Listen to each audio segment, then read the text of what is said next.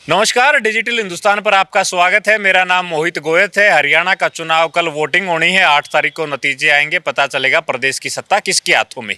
लेकिन वोटिंग से एक दिन पहले जो कयामत की रात है, वो आज की रात कयामत की रात होगी।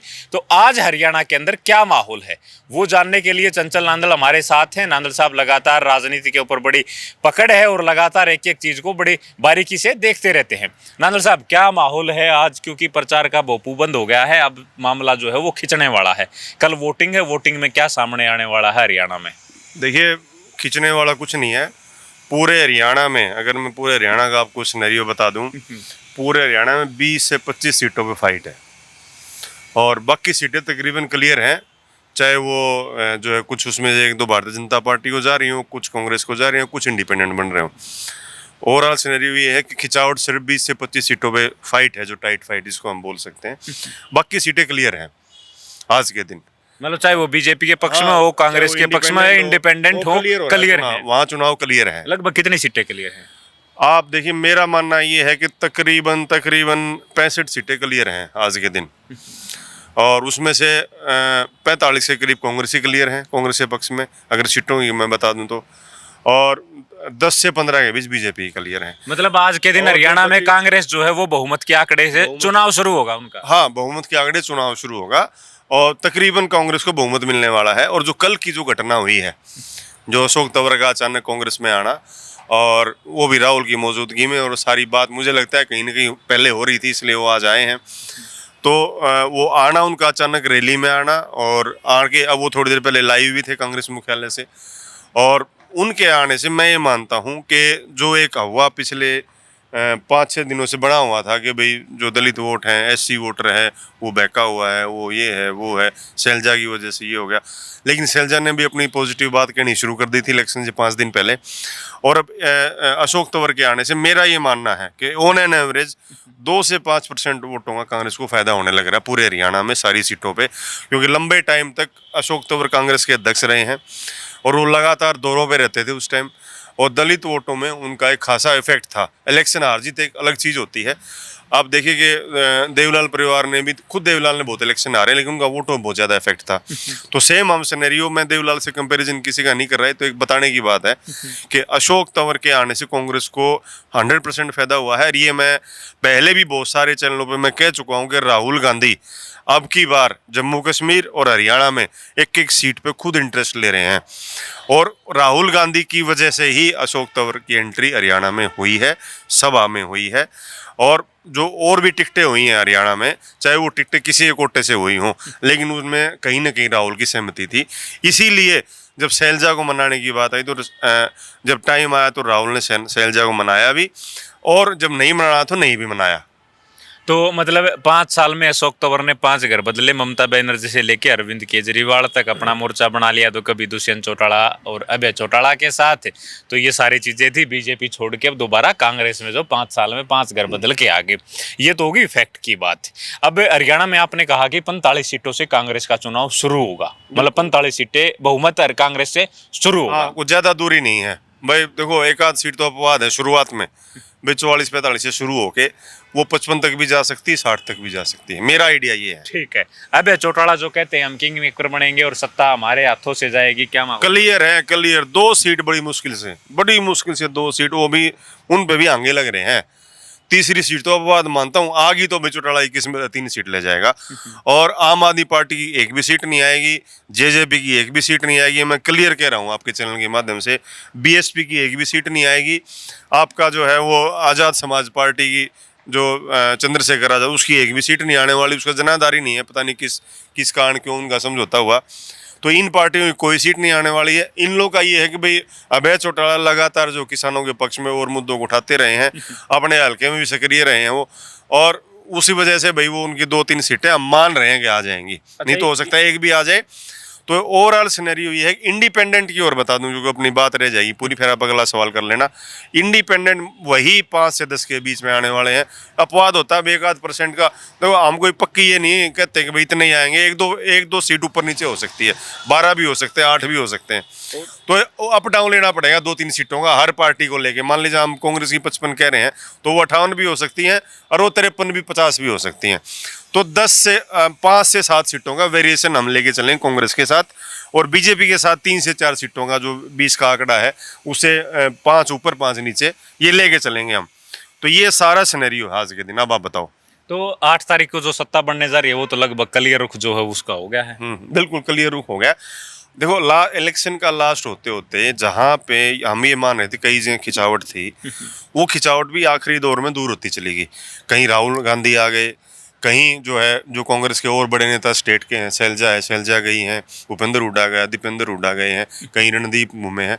तो इस हिसाब से केंद्र के और नेता भी जो बुलाए गए वो आए हैं। अच्छा, एक बात बताइए, जैसे इसमें मैं आपको रोकूंगा यहाँ। एक बात बताइए, नायब सैनी जिस दमखम भर के जो कह रहे हैं कि तीसरी बार हम सरकार बनाने जा रहे हैं, केंद्र में हमारी सरकार आई है और तीसरी बार हम हरियाणा में सरकार बनाने जा रहे हैं, ये कहाँ दिखता है? मतलब नायब सैनी का कॉन्फिडेंस, ओवर कॉन्फिडेंस, या एक पॉलिटिकल बयान है, इससे ज्यादा कुछ नहीं?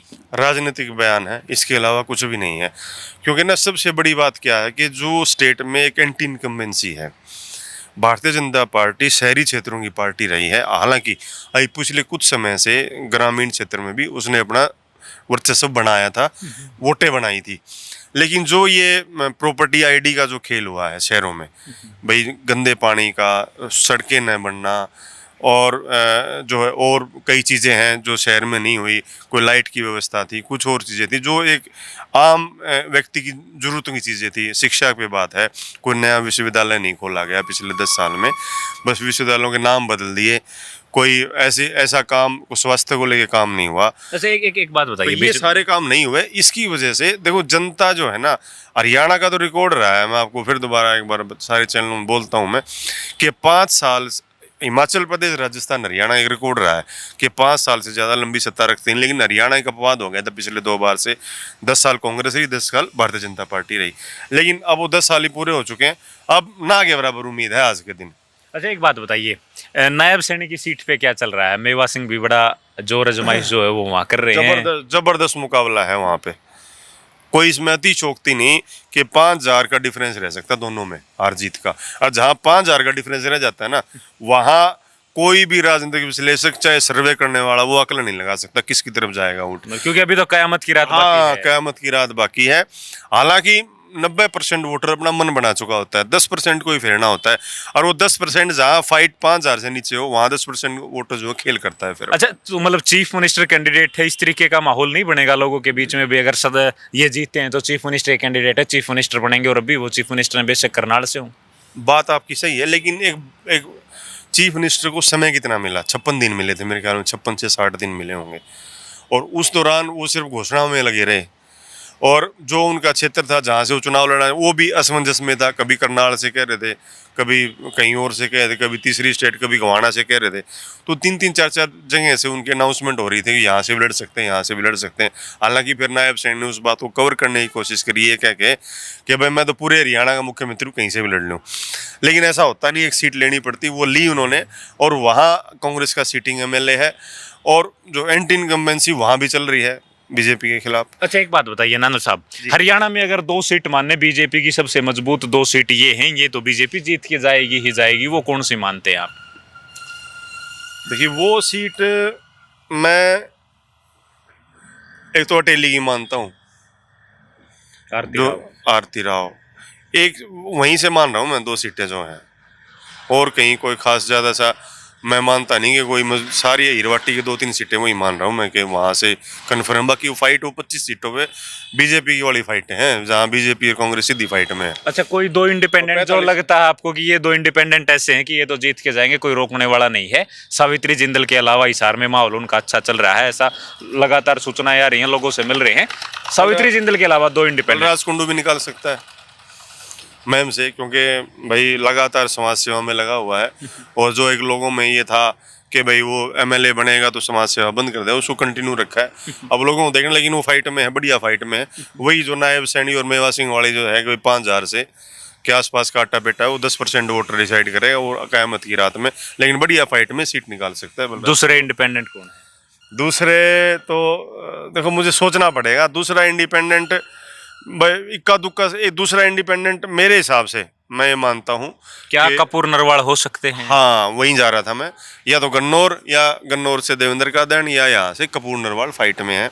वहाँ भी तगड़ी फाइट है, क्योंकि उन्होंने भी, उनकी भी सिंपैथी की वोट ये है कि भाई उन्होंने ये कहा कि भाई कांग्रेस पार्टी ने उनको वादा किया था कि भाई अगला चुनाव उनको लड़वाएंगे, या लोकसभा का या विधानसभा। लोकसभा ने लड़वाया तो विधानसभा उनको उम्मीद थी, और फिर लोगों को इकट्ठा करके पंचायती तौर पर लड़े हैं, तो वहाँ भी एक बढ़िया मुकाबला देखने को मिल रहा है। तो 2 सीट, दूसरी सीट वो भी हो सकती है, वैसे तो देवेंद्र का देने वाली सीट भी हो सकती है। तो कई वो जो 10 से 12 इंडिपेंडेंट के जो मैंने बात बताई, उसमें कई सारे ये लोग हैं, और इधर से बहादुरगढ़ से भी इंडिपेंडेंट बढ़िया फाइट में है। आप 2 कह रहे, मैं तो और भी बता दूंगा आपको। ठीक है, बाकी कांग्रेस का तो आप बता रहे हो कि भाई बहुमत से आंकड़ा जो हाँ, चुनाव का बहुमत से शुरुआत होगी, ये क्लियर है। ठीक है। हाँ, और वो जो फाइट की सीटें हैं उनमें कुछ भी हो सकता है भाई। अगर कांग्रेस से आ गई तो कांग्रेस 70 पार हो जाएगी, अगर इनके आ गई तो ये जो 60, 55-60 पर रुक जाएगी कांग्रेस। मतलब विधानसभा में अब की बार 3 पार्टियां ही बैठेंगी, चाहे वो लोकदल हाँ, हो, बिल्कुल। बीजेपी और कांग्रेस, इसके अलावा किसी पार्टी का आपको कोई अंत माहौल में एक नहीं। बात बता दूं कि अब की बार जो है हरियाणा की जनता क्लियर मैंडेट देगी। कोई किसी के भरोसे सरकार नहीं रहने वाली, ना किसी इंडिपेंडेंट के भरोसे, और ना ही किसी अन्य छोटी मोटी पार्टी जो कह रही है हम ही सरकार बनाओगे, वो खामखां जुमले हैं। ठीक है, तो ये कयामत की रात से पहले का सारा माहौल है हरियाणा के अंदर जो होने वाला है, क्योंकि हरियाणा में जो अब चुनाव जो है वो कल सुबह वोटिंग होनी शुरू हो जाएगी और 8 तारीख को नतीजे आएंगे तो पता चलेगा सत्ता किसकी है। लेकिन नांदल साहब दावा कर रहे हैं कि सत्ता कांग्रेस की आने वाली है, बहुमत का आंकड़ा उनको आसानी से जो है मिल जाएगा।